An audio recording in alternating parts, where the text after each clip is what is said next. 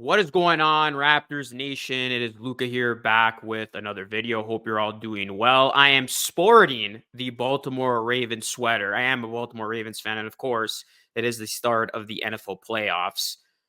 But in this one, we're not going to talk about the Ravens. We're going to talk about the Raptors, and we are going to talk about the latest as a massive report recently came out by Bleacher Report's Chris Haynes stating that the Raptors and Siakam are on the verge of parting ways.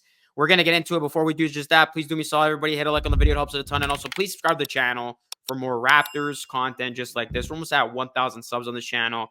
Cannot thank you guys enough for helping us grow over here at the Raptors Nation YouTube channel. All right, so yeah, the Raptors and Siakam are believed to be on the verge of parting ways. This is per Bleacher Report's Chris Haynes. He dropped this the other day. It has been reported that there's a high likelihood that Siakam is moved ahead of the February 8th trade deadline. Haynes did mention that Siakam's contract situation is making things more difficult to trade him since he is about to head into unrestricted free agency this summer. The Dallas Mavericks, Hawks, Pacers, Pistons, Kings, Warriors have been the teams that have been connected to the Raptors forward to this point. The Raptors can still offer Siakam a 4-year extension worth up to $192 million. However, per Woj, the Raptors and Siakam aren't close to an extension. And Siakam, it is reported that he is seeking a full-term max salary deal no matter where he lands. So that means that the team that trades for him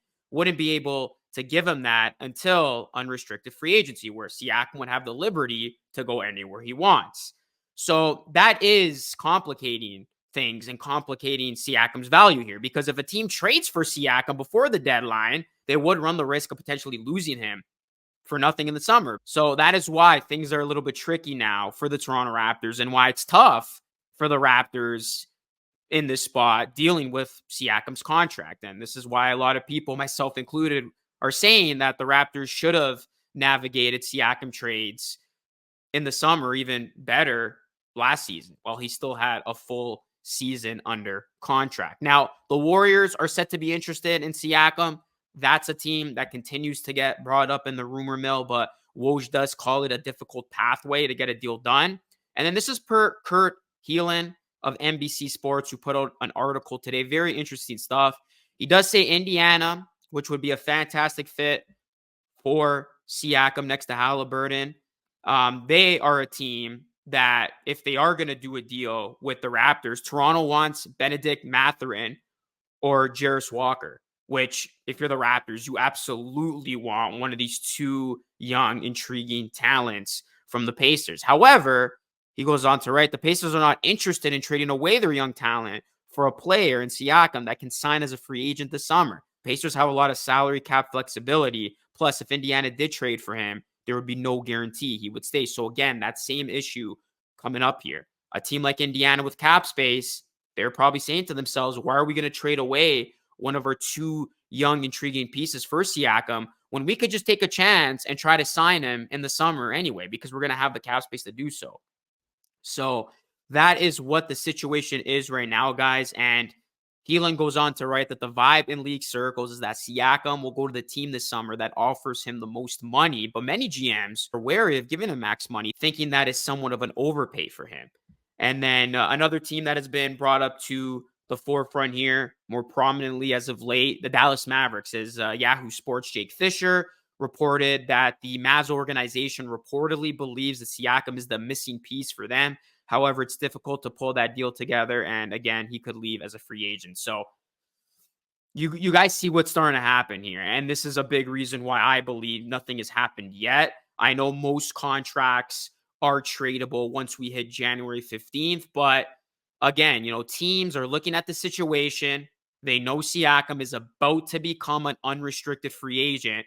So how far are they willing to go in terms of what they offer Toronto for a guy who could essentially be a rental for them for the next couple of months? Because Siakam has a sight set on that full 4-year max deal. And if you're Siakam, why wouldn't you want that in the summer with any team you can play for? So Siakam definitely has the leverage here. The Toronto Raptors, they don't. So it'll be interesting to see how the Raptors navigate. Not to say something's not going to happen and something won't happen. I still trust that management will make something happen, but it might be a little bit more difficult just given the current contract situation.